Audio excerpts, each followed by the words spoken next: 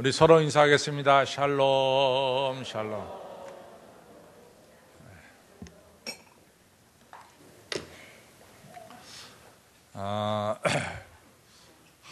한 달 전 정도 됐는데요. 우리 교회 아름다운 동행이라는 그런 신문이 우리 교회에 배달이 되는데, 그 신문에 나온 내용을 보고 제가 좀 충격을 받았어요. 그것은 뭐냐 하면은, 다름이 아니라 우리가 작년 2011년 6월에 우리 교회 28명의 의료 선교사들이 브라질 아마존에 가서 우리가 의료 선교하고 돌아왔습니다. 이제 그때 그 아마존에서 우리 선교를 같이 협력했고 또 동력했던 안승열 선교사라고 계십니다. 그 선교사는 사실은 제가 이제 이 상파울로에서 영락교회 전도사 일을 할 때 그때 학생으로 같이 말씀을 들었고, 또 그런 와중에 이제 저희들이 아마존에 배를 구하기 위해서 저희 집사람이 이제 서신을 오가는 중에 이 안승열 선교사가 바로 저를 기억하고 또 우리 일에 적극적으로 협력해서 이제 저희들이 아마존 선교를 정말 꿈과 같은 아마존 선교를 잘하고 돌아왔습니다. 근데 그분이 52세 나이로 6월 말에, 올해 6월에 소천을 했어요. 몰랐죠, 우리가 전혀. 저는 그 기사를 보고 굉장히 마음이 무거웠습니다. 아직도 한참 일할 수 있는 선교사인데 너무나 젊은 나이에 이 세상을 떠나서 너무 안타까운 마음 금할 수가 없었습니다. 근데 이제 그 안승열 선교사는 사실은 조금 더 제가 설명을 하면은 이분은 얼마든지 정말 세상의 부귀영화를 누리며 살 수 있는 사람이었어요. 왜냐하면은 이 선교사가 이 상파울로 대학교 의과대학을 나왔습니다. 근데 아시다시피 브라질의 인구가 2억 5천 정도 되는데 거기서 가장 들어가기 어려운 대학이 상파울로 대학입니다. 그래서 저희가 브라질 살 때도 우리 교포 아이 중에 누가 상파울로 대학교 들어갔다 그러면은 교포 신문에 실립니다. 우리들의 자랑이라고 실려요. 그만큼 들어가기 어려운 대학이 상파울로 대학입니다. 그래서 이 상파울로 대학 들어가려고 또 거기도 과외가 그 당시 학원이 굉장히 성황을 했어요. 그만큼 들어가려고 했었는데 그 대학에서 의과대학을 나오고 의사 선생님이 됐단 말이죠. 그러니까 아마 제가 미국에 간 뒤에 아마 의과대학 들어가고 졸업했을 것 같아요. 그러니까 저는 그 신문을 못 봤지만은 아마 브라질 교포신문에 틀림없이 나오지 않았을까 이렇게 생각이 듭니다. 또 그의 부인은 치과 의사 선생님이에요. 그러니까 부부가 다 의사 선생님이죠. 얼마든지 돈 잘 벌고 이같이 잘 살 수 있고 또 교포사회에서 나름대로 존경받으면서 살아갈 수 있는 이런 분들인데 이분들이 그런 거 다 버리고 저 아마존에 들어가서 부부가 복음을 전하면서 의료 선교 사역을 했어요. 참 옆에서 볼 때 참 존경스럽고 대단한 일을 하고 있다 이렇게 제가 마음속으로 생각했고 아마 우리 선교팀 28명도 다 똑같은 생각을 하지 않았을까 하는 그런 제 생각입니다. 그분이 우리가 왔을 때 벌써 대장암 수술을 한 번 하고 나서 좀 회복이 된 뒤에 저희들과 함께 의료 선교를 했더구만요. 그전에는 몰랐죠. 이번에 신문을 보면서 자세히 알았죠. 너무 안타까웠습니다. 근데 그분에 대해서 이제 그 아름다운 동행이라는 그 주간지가 뭐라고 썼냐면은 아마존의 슈바이처가 소천하다 그랬어요. 근데 정말 아마존의 슈바이처예요. 그렇잖아요. 뭐 꼭 독일에서 이 아프리카에 가만 슈바이처가 아니라 이분도 슈바이처죠. 얼마든지 이 도시에서 돈 벌고 살 수 있었지만은 이 아마존에 가서 의료선교하니까 슈바이처죠. 그래서 많은 사람들이 그분에 대한 이야기를 들을 때마다 가슴이 뭉클하고 또 감동을 받지 않을 사람은 없다, 이런 생각을 합니다. 근데 그 글을 읽을 즈음에 신문에서 뭐가 툭 튀어나왔냐면은 한국의 재벌이 실형을 받았다는 이야기가 툭 튀어나왔어요. 그러니까 아주 묘하게 제 생각에 교차가 되더라고요. 누구는 탐욕을 부리다가 실형을 받아서 감옥에 가게 되고, 누구는 가진 것을 내놓고 살다가 슈바이자라고 하는 명예를 얻게 되고, 뭐 이런 것이 자연스럽게 제 머리에 이같이 교차가 되기 시작했습니다. 그러면서 머리에 떠오른 게 뭐 떠올랐냐면은 록펠러가 떠올랐습니다. 아시다시피 록펠러가 1839년에 출생을 했어요. 그래갖고 이 양반이, 이분이 돌아가신 게 1937년에 돌아가셨으니까 98세를 사신 거죠. 짧지 않은 인생을 산 거죠. 근데 이분이 이제 맨 처음에 시작한 게 탄광업이죠. 그래서 탄광업을 해서 석탄을 캐내고 금을 캐내면서 이분이 돈을 못 다가 이제는 석유가 이것이 황금이라는 것을 깨닫고 석유를 이제 채굴하기 시작했잖아요.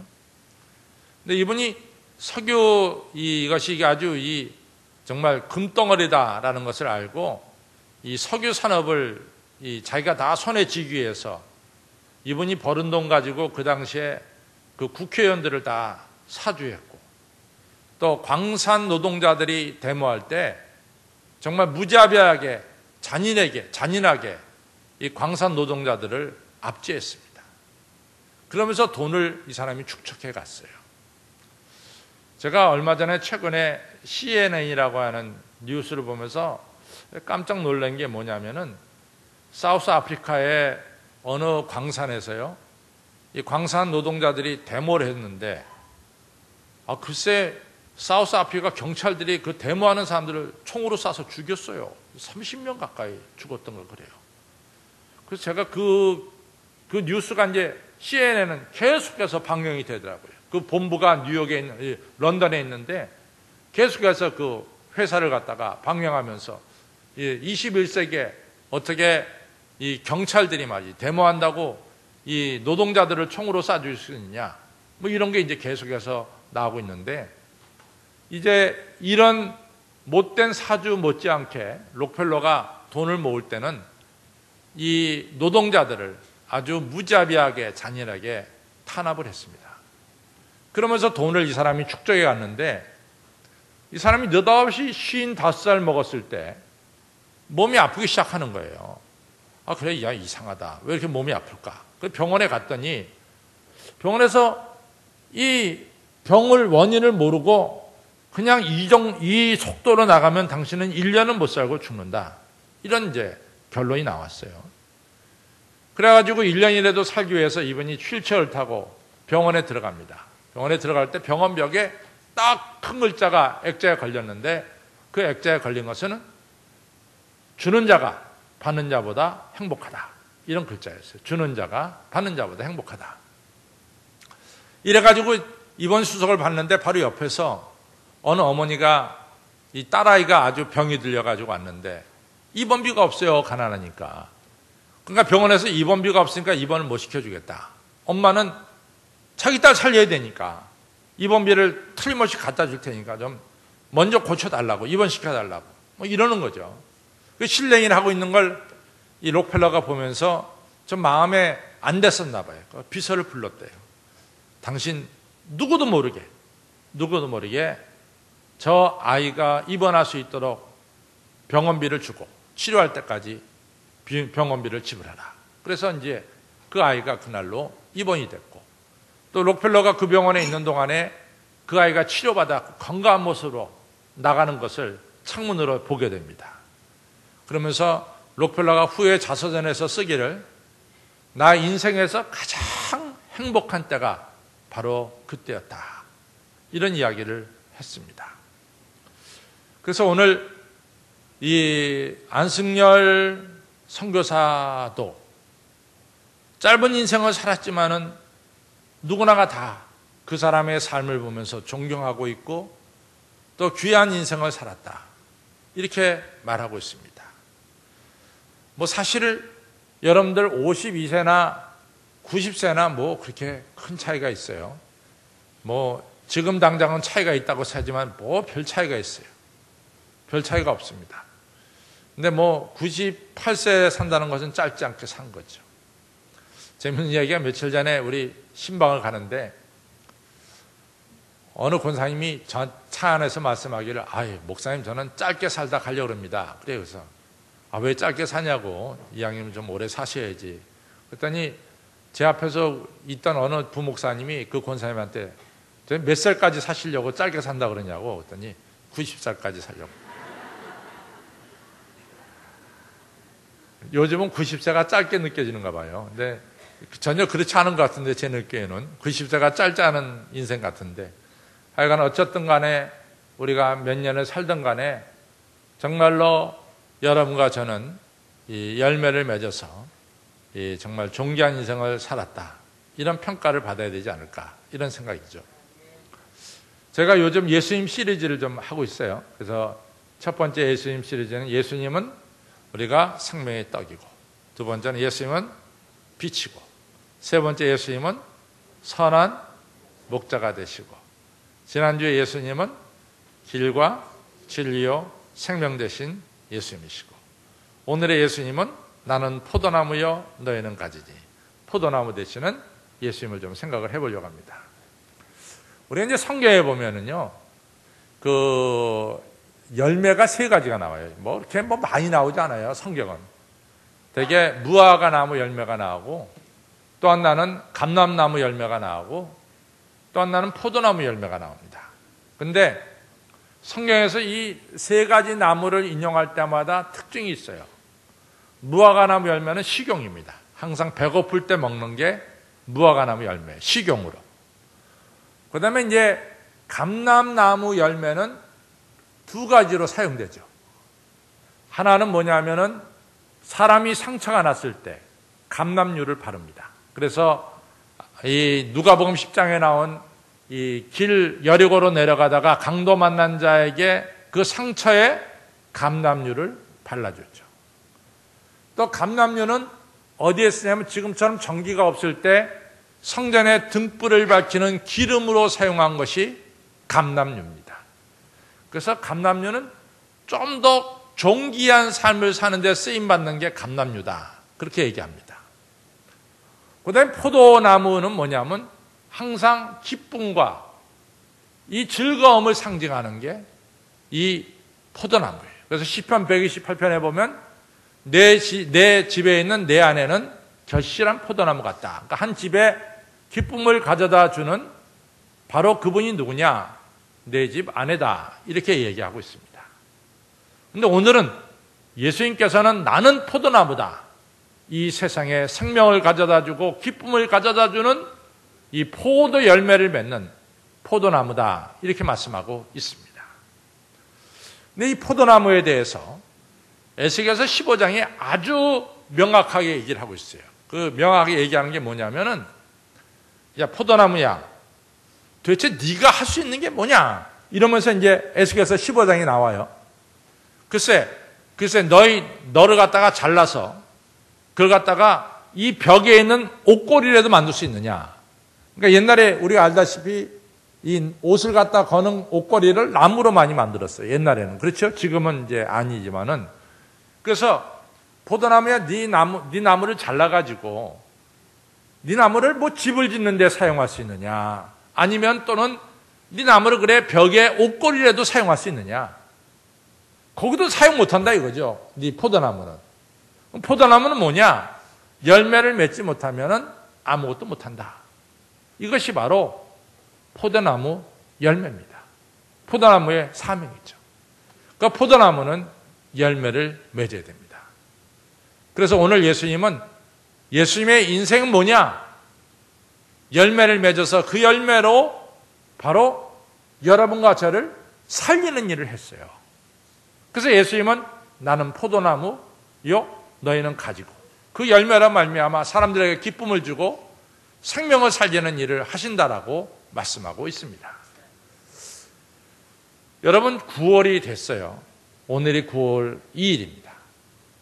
벌써 아침 저녁에 선선한 바람이 불어서 며칠 전까지 한 일주일, 2주일 전까지만 하더라도 밤에 주무실 때 여러분들 창문을 열고 좀 주무실 수 있었어요. 약간 시원한 바람 들어오라고. 요즘에 창문 열고 잘못하게 자게 되면 감기 걸립니다. 왜냐하면 밤에 밤바람이 그만큼 선선해졌어요. 이같이 선선한 바람이 불면서 우리가 느끼는 게 뭐예요? 아, 이거 세월 굉장히 빠르게 흐르는구나. 이게 첫 번째 느껴지는 거예요. 또 선선한 바람이 불면서 느끼는 게 뭐냐? 가을이구나. 열매 맺는 계절이구나. 이런 게 자연스럽게 우리 머릿속에 들어오게 되죠. 정말로 만물은 열매를 맺고 있어요. 다 열매를 맺고 있습니다. 그런데 우리는 정말 무슨 열매를 맺었느냐 하는 거죠. 여러분과 저도 열매를 맺으며 살아야 될 줄로 믿습니다. 그래서 열매를 맺으며 33년을 사신 예수님에게 붙어있는 가지는 절로 열매를 맺을 수가 있다라고 성경은 말씀하고 있습니다. 그래서 오늘 포도나무 대신 예수님을 우리가 생각하고 예수님에 붙어있는 삶을 살면서 여러분과 저도 2012년에는 9월, 10월, 11월, 12월을 살면서 열매를 맺는 귀한 삶을 사시기를 주님의 이름으로 축원합니다. 오늘 성경 말씀 그대로 너희가 내 안에 내가 너희 안에 있으면 너희가 절로 과실을 맺는다라고 말씀하고 있어요. 절로 열매를 맺는다. 근데 조금 전에도 말씀했듯이 포도나무 열매는 포도나무를 위해서 열리는 건 아니에요. 포도나무가 그 열매를 맺어가지고 포도나무가 또 먹고 그런 건 아니잖아요. 포도나무가 맺는 열매는 철저하게 다른 사람들, 상대방에게 주기 위해서 열매를 맺고 상대방에게 기쁨을 주기 위해서 열매를 맺는 거죠. 포도나무는 바로 그것이 사명입니다. 정말로 우리의 행복은 어디서 올까? 내가 열심히 일해서 이같이 벌어놓은 돈을 내가 내 마음대로 쓴다? 거기에 정말로 행복이 있을까? 아니면 내가 열심히 일해서 얻은 열매를 가지고 다른 사람들이 그 열매를 정말 받으면서 기뻐하고 즐겨할 때 거기에 더 행복이 있을까? 한번 곰곰이 생각해 보시기를 바랍니다. 요한복음 4장에 보면은 예수님께서 복음을 전하시다가 너무 허기졌어요. 그러다가 수가성에 도착한 거예요. 제자들도 다 배고팠죠. 그러니까 제자들이 예수님 저희들이 마을에 가서 먹을 것을 좀 사오겠습니다. 예수님이 배고프시니까 그래라 그랬어요. 그래서 마을에 가서 제자들이 먹을 건 이제 사러 간 사이에 예수님은 그 우물가에 누가 왔냐면 바로 우리가 잘 아는 수가성 사마리아 여인이 온 거예요.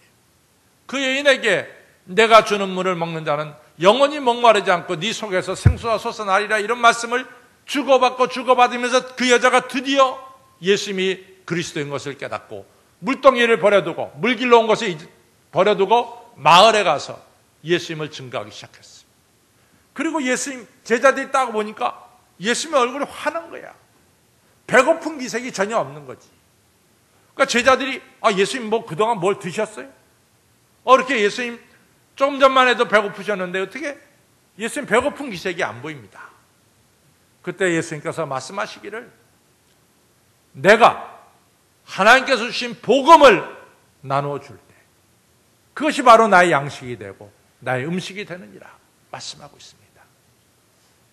여러분들 참 행복은 뭐가 있느냐? 내가 열심히 일해서 내가 일한 건 내가 먹는다. 그것보다도 내가 열심히 이같이 이 열매를 거둬서 그 열매로 다른 사람이 살아갈 때 다른 사람에게 생명을 주고 기쁨을 줄 때 거기에 훨씬 더 여러분과 저에게 보람과 행복이 있는 것을 기억하시기를 바랍니다. 록펠러가 자서전에 그랬잖아요. 내가 열심히 돈을 먹고 모을 때는 나한테 찾아온 것은 죽을 병이 찾아왔단 말이에요. 그가 악착같이 돈을 모을 때 그에게 온 것은 너 1년밖에 살지 못해라는 죽을 병이 찾아왔어요. 그러나 그가 이 받은 록펠러 재단을 세워서 시카고 대학을 만들고 또 허드슨강 옆에 리버사이드 처치를 만들고 세계의 수많은 이 록펠러 자선기관을 통해서 도움을 줄 때 그가 말하기를 나에게 기쁨과 생명이 찾아왔다라고 말씀하고 있습니다. 여러분, 실제로 그렇습니다. 여러분, 우리가 2012년에 열매를 맺어야 된다는 것은 여러분 10억짜리 아파트에서 20억짜리로 이사간다, 그런 의미가 아니에요. 우리가 2012년에 열매를 맺는다는 것은 여러분과 저를 통해서 많은 사람들이 기뻐하고 생명을 얻는 것을 말씀하고 있습니다. 이러한 귀중한 열매를 맺으시기를 바랍니다. 오늘 예수님은 이 열매를 맺기 위해서 가지를 친다 그랬어요.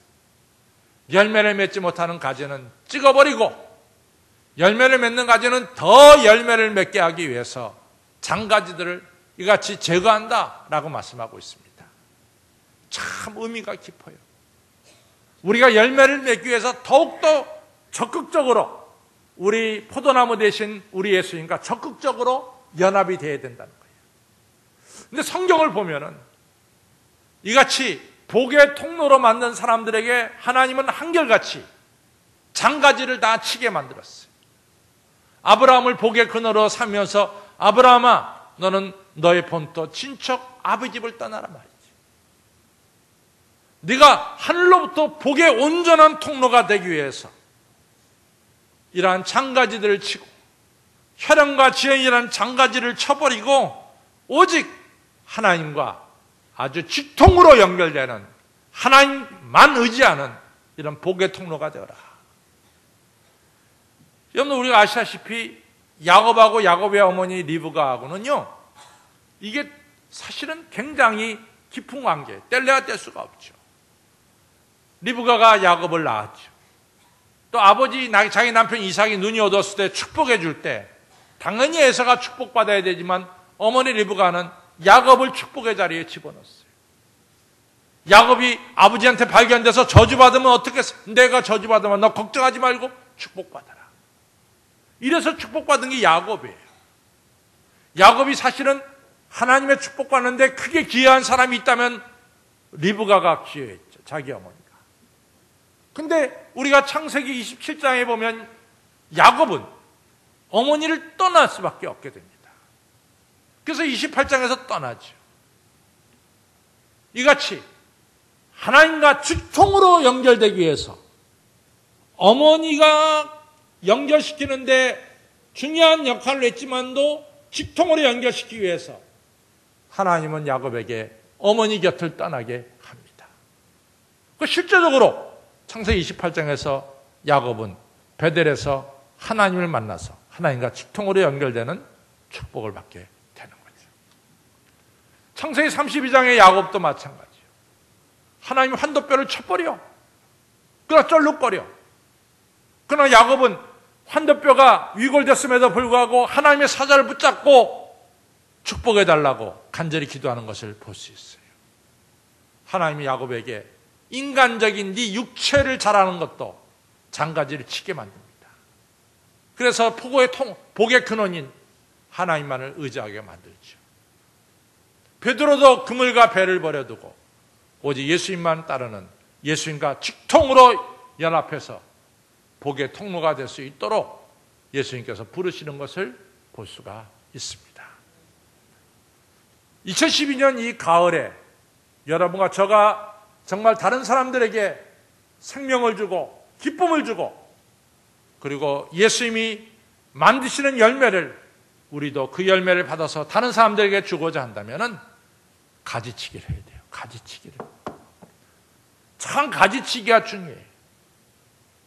주님과 아주 직통하는 이 직통으로 연결되는 온전한 연합이 바로 열매를 맺는 첩경인 것을 기억하시기를 바랍니다. 너무나 많은 가지가 있어. 열매를 못 맺어요. 가지가 있으면. 여러분들 오직 포도나무 되시는 주인과 아주 직통으로 연결되시는 우리 성도님들이 되셔서 열매를 맺는 2012년이 되시기를 바랍니다.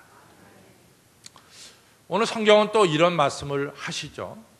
오늘 읽지 않았지만은 이 15장 우리가 8절까지 읽었잖아요. 근데 더 많이 읽어 나가야 되지만 너무 많이 읽을 수는 없어서 10절에 보면은 내가 아버지의 계명을 지켜 아버지 안에 거하는 것처럼 내가 내 계명을 지키면 내 안에 거하리라. 이렇게 말씀하고 있어요. 우리가 생명의 열매를 맺는 데 있어서 중요한 것은 계명을 지키면서 열매를 맺어야 된다는 거예요. 계명을 지키면서. 이제 이번 수요일은 우리가 신명기 24장을 공부하고 그 다음 수요일 날은 우리가 신명기 25장을 공부할 겁니다. 근데 신명기 25장에서 하나님이 아주 중요한 말씀을 이스라엘 백성들에게 주는 것은 목적이 중요하다, 목적이. 그러나 목적이 수단을 정당화시키지 못한다라는 말씀을 하고 있어요. 아무리 목적이 좋지만은 그 목적을 이루기 위해서 수단이 잘못되면은 안 된다는 거죠. 목적 때문에 수단이 정당화될 수는 없다는 거죠.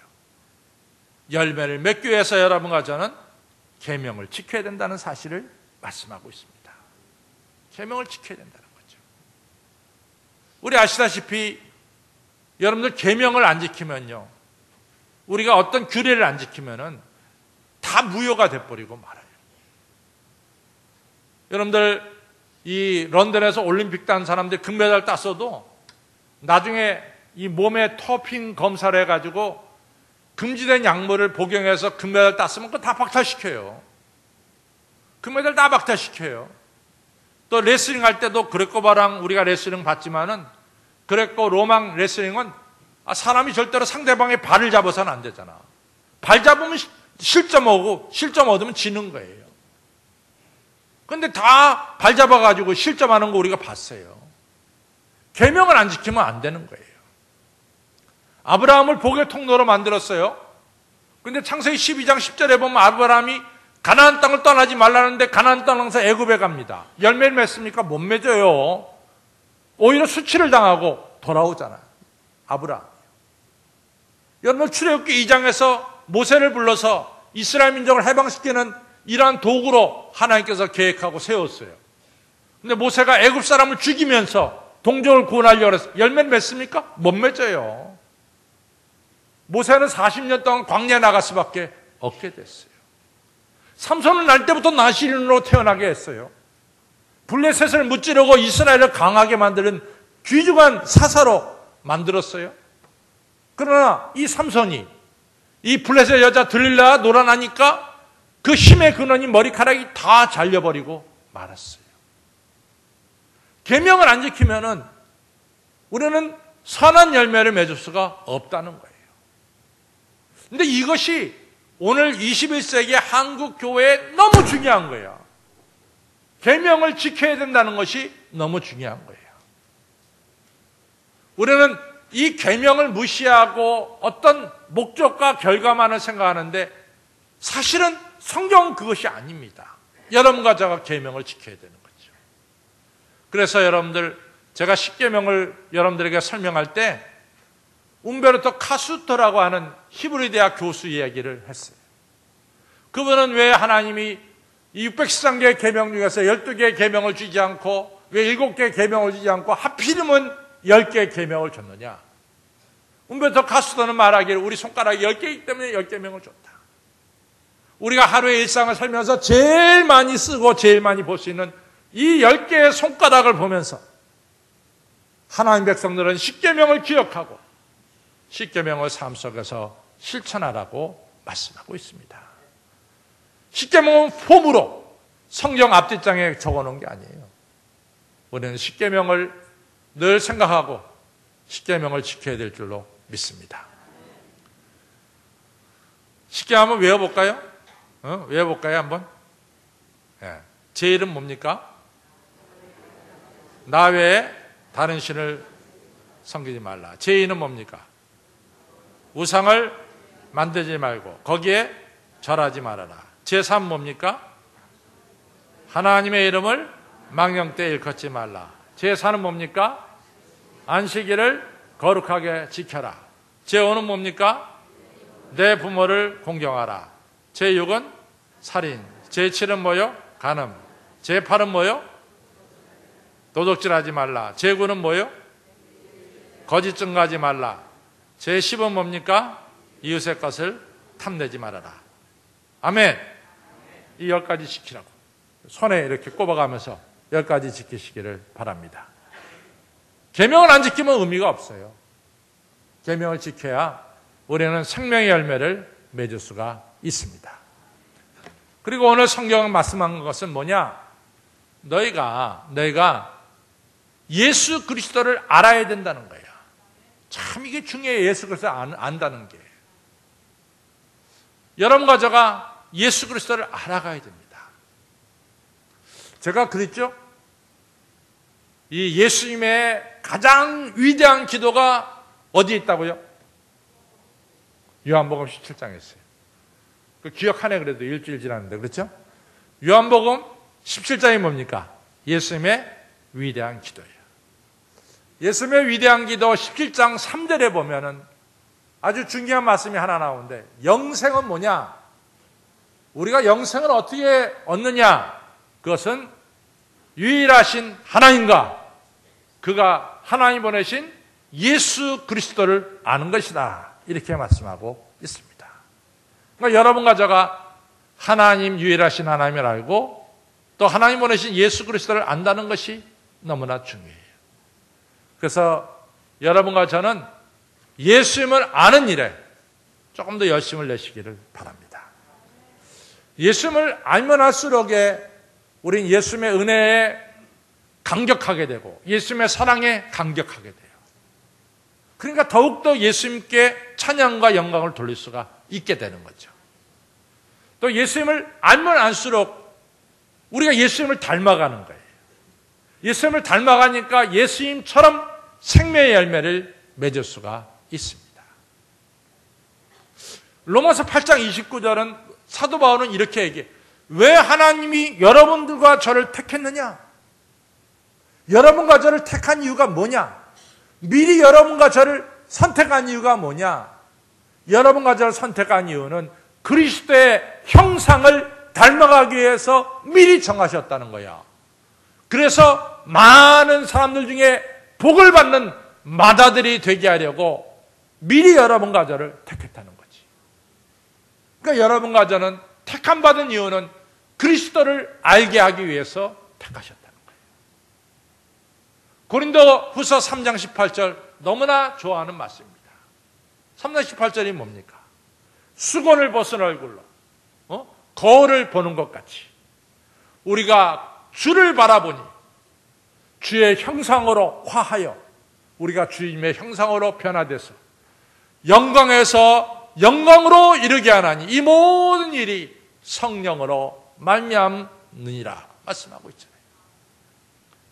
성도 여러분, 여러분과 저는 그리스도를 아는 일에 열심을 내시기를 바랍니다. 그래서 좀 더 열심히 알려고 성경 공부를 하시고 좀 더 열심히 알려고 노력을 하세요. 알면 할수록 우리 마음이 기쁘고 즐겁고 감사하고 은혜가 충만해질 줄로 믿습니다. 알면 할수록 여러분과 저는 나도 모르는 사이에 그리스도를 닮아가서 생명의 열매, 정말로 이 열매를 통해서 다른 사람이 살고 기쁨을 누리는 기쁨의 열매가 맺어질 줄로 믿습니다. 우리가 포도나무 대신 예수님에게 접붙임을 받기 위해서 온전히 하나가 되기 위해서 장가지들을 치워버리세요. 거침돌이 되는 것을 치워버리세요. 예수님과 연결되는데 장가지들은 치워버리세요. 방해되는 것들은 치워버리세요. 그리고 여러분과 저는 계명을 지켜서 선한 열매를 맺으시기를 바라고 그리스도를 더욱더 아셔서 그리스도를 닮아가서 그리스도처럼 생명의 열매를 맺는 2012년 가을이 되기를 주님의 이름으로 축원합니다. 기도하겠습니다. 아버지 하나님 감사합니다. 1년 전에 저희들이 함께 의료 선교를 했던 안승열 선교사 52살의 젊은 나이에 하늘나라로 자리를 옮겼지만 그의 인생은 그가 하나님께 받은 모든 축복의 열매들을 나눠줌을 통해서 생명을 살리는 삶을 살았기에 길지 않은 인생을 살았지만 아마존의 슈바이처라는 명칭을 받고 하나님께 영광 돌리는 소중한 인생을 산 것을 저희들이 기억했습니다. 저희들 90년, 100년을 산다 한들 열매를 맺지 못하면 무슨 의미가 있겠습니까? 아버지 하나님이여, 저희들로 하여금 이같이 복의 통로가 되고 복의 근원이 되고 생명의 열매를 맺는 예수님과 온전히 접붙임을 할 수 있도록 아버지 저희들을 붙들어 주옵소서. 주인과 하나 되는데 거침돌이 되는 장가지들은 다 제거될 수 있도록 도와주시고, 주님과 하나가 돼서 주님의 이 열매가 이같이 우리 안에 이 열려진 통로로 들어올 수 있도록 도와주시고, 저희들이 계명을 지킴으로 생명의 열매를 맺게 해주시고, 그리스도를 더욱더 알을 통해서 그리스도가 배출하는 열매를 저희들도 그 열매를 맺을 수 있도록 저희들을 축복하여 주시옵소서. 감사하며 예수님 이름으로 간절히 기도를 쌓옵나이다. 아멘.